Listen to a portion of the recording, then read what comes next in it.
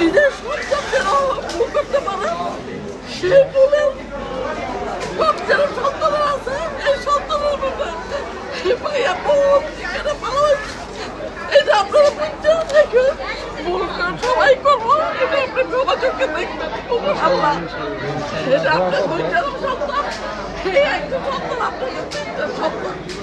এইটাই আপনাকে কাছে এটাই আপনাকে অনুরোধ, ভুল হলে কোনো ক্ষমা চোখে দেখবেন আর কিচ্ছু না আপনাকে কাছে ভাই।